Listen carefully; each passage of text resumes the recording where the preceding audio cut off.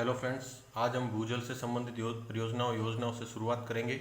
इसमें पहली योजना है राष्ट्रीय जल विज्ञान परियोजना। इसका वित्त पोषण भारत सरकार और विश्व बैंक द्वारा किया जा रहा है। इसकी अवधि अपने 8 वर्ष है, 2016 से 2024। इसका नोडल विभाग है जल संसाधन विभाग राजस्थान और इसका सहयोगी विभाग है अपने भूजल विभाग। इसमें कौन कौन से कार्य किए जाते हैं? इसमें जो है भूजल स्तर के रियल टाइम डेटा का कलेक्शन किया जाता है और भूजल की गुणवत्ता की जो है वो जाँच की जाती है। अगली योजना है अटल भूजल योजना। इसकी शुरुआत 1 अप्रैल 2020 को की गई थी। इसका वित्त पोषण भारत सरकार और विश्व बैंक द्वारा किया जाता है, जिसमें 50% भारत सरकार का हिस्सा है और 50% विश्व बैंक का है। इसका नोडल विभाग है भूजल विभाग और बहुत सारे सहभागी विभाग हैं, जैसे कृषि, उद्यानिकी, जल ग्रहण एवं भू संरक्षण, जल संसाधन, पंचायती राज एवं ग्रामीण विकास, जन स्वास्थ्य अभियांत्रिकी, ऊर्जा और वन विभाग। इसकी समयावधि 5 वर्ष है, 2020 से 2025। अब ये कौन कौन से क्षेत्रों में कौन कौन सी जगह पर कार्य कर रही है? तो राजस्थान के 17 जिलों में 38 पंचायत समितियों के 1139 ग्राम पंचायतों में अटल भूजल योजना कार्य कर रही है। अगला है अटल भूजल संसाधनों का आकलन। तो यह जो है वो प्रत्येक 3 वर्ष के अंतराल में किया जाता है। इसके दिशा निर्देश जो है भारत सरकार की ग्राउंड वाटर एस्टिमेट कमेटी द्वारा जारी किए गए। अब इस जो संसाधनों का आकलन है, इसका अनुमोदन किस किस ने किया है? तो 28 सितंबर 2022 को राज्य स्तरीय समिति और केंद्र स्तरीय विशेषज्ञ समिति द्वारा इन संसाधनों के आकलन का जो है वो अपने अनुमोदन किया गया है। अब जो संसाधन है उसमें संख्या की बात करें तो 5 तरह के जो संसाधनों को हिस्सों में बांटा गया है, वर्गीकरण किया है। पहला सुरक्षित, अर्धविषम, विषम, अति दोहित और लवणीय। तो सुरक्षित संसाधन है वो उनकी संख्या बढ़कर 37 से 38 हुई है। अर्धविषम 29 से घटकर 20 हो गए हैं। विषम 23 से घटकर 22 हुए हैं। अति दोहित 203 से बढ़कर 219 हो गए हैं और लवणीय अपने 3 के 3 हैं। कुल मिलाकर जो अपने 295 अपने जल संसाधन थे उनसे बढ़कर अब 302 हो गए हैं। अगला क्षेत्र है सिंचित क्षेत्र विकास। सिंचित क्षेत्र विकास एवं जल प्रबंधन कार्यक्रम चल रहा है। यह जल शक्ति मंत्रालय भारत सरकार द्वारा संचालित किया जा रहा है। इसमें जो है वो विभिन्न परियोजनाओं में भूमि विकास कार्यों के अंतर्गत पक्के खालों का निर्माण किया जा रहा है। अब कौन कौन सी परियोजनाओं में ये कार्यरत है? सिद्धमुख नोहर सिंचाई परियोजना, अमर सिंह उप शाखा परियोजना, गंग नहर प्रथम और द्वितीय चरण, भाखड़ा नहर परियोजना, बीसलपुर परियोजना और चंबल परियोजना। अगली योजना जल ग्रहण विकास से संबंधित है। इसके अंदर राजीव गांधी जल संचय योजना जो संचालित की जा रही है, इसका प्रथम चरण जो है 20 अगस्त 2019 को शुरू किया गया था। यह सभी 33 जिलों के सभी 295 ब्लॉक में संचालित हो रही थी। इसमें 3,931 गाँवों का चयन किया गया था और 1.38 लाख कार्य प्रस्तावित थे और इनमें से 1.32 लाख कार्य पूर्ण किए जा चुके हैं।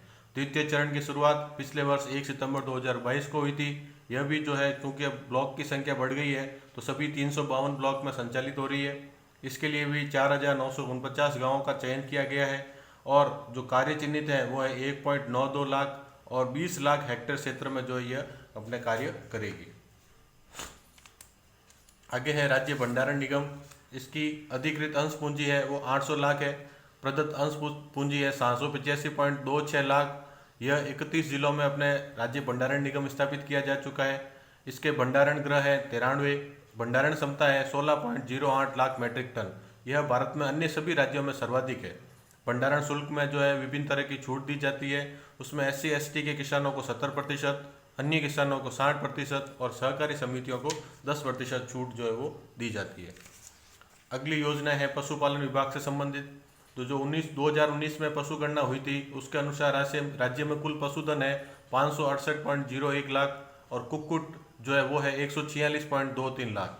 अब सभी का जो है क्षेत्रवार देखते हैं कि राजस्थान का देश में योगदान कितना है। तो पशुधन की बात करें तो देश के कुल पशुधन का 10.6% राजस्थान से है। ऊँट की बात करें तो देश के कुल ऊँट का 84.43% राजस्थान से है। बकरियों में 14% योगदान राजस्थान का है। भैंस में 12.47%, भेड़ में 10.64%, गोवंश में 7.24%, दूध उत्पादन में 14.63% और ऊन उत्पादन में 42.45% जो है वो योगदान राजस्थान का है। पशुधन क्षेत्र में एक योजना चल रही है राष्ट्रीय पशुधन मिशन।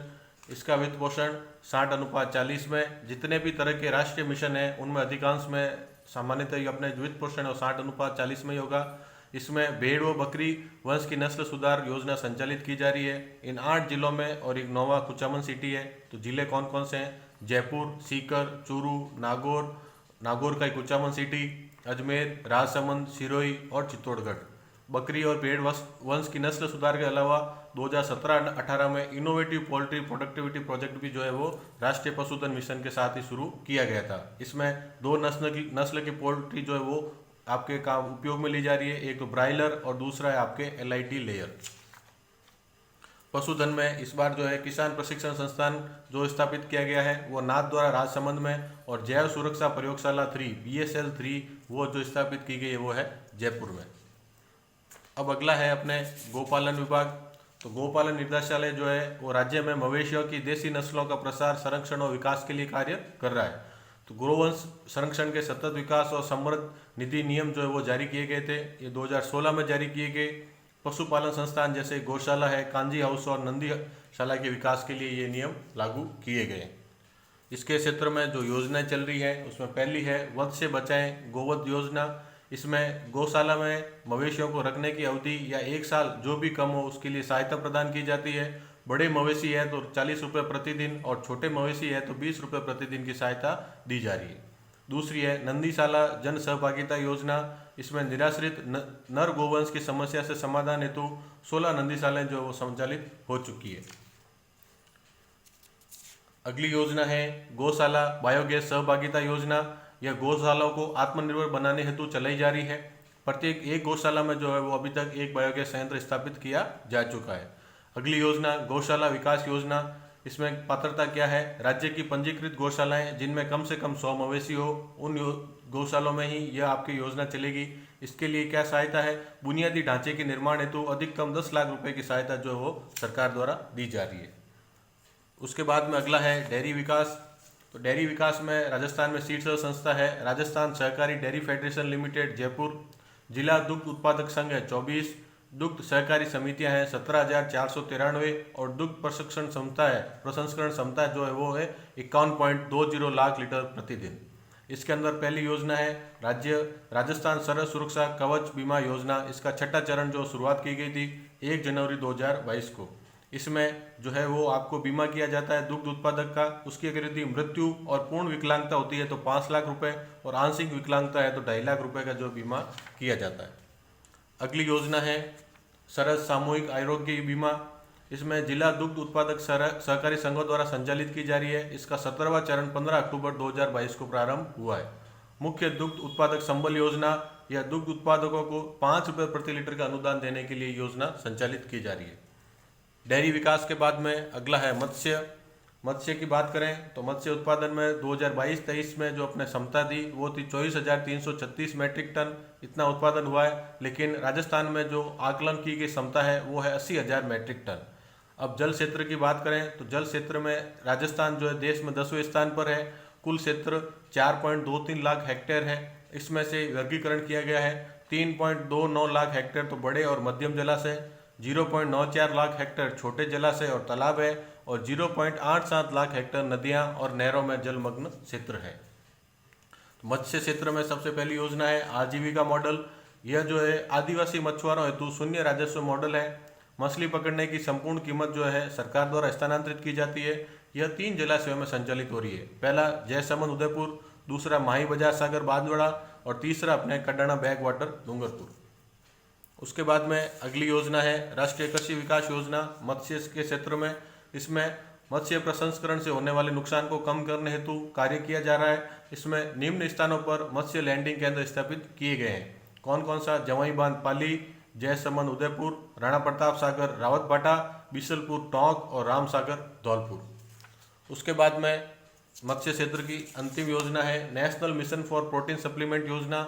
इसमें जो 2 बांध है प्रमुख उनमें संचालित हो रही है। माही बजाज सागर बांध बांसवाड़ा, इसमें आधुनिक मत्स्य तकनीकों का आपके प्रौद्योगिकी का प्रदर्शन किया जा रहा है और 56 तैरते हुए पिंजरे स्थापित किए जा चुके हैं। दूसरा है बिशलपुर बांध टोंक, यहाँ पर सजावटी मछली प्रजनन इकाई जो है वो स्थापित की गई है और एक्वेरियम गैलरी है वो भी स्थापित की गई है। धन्यवाद।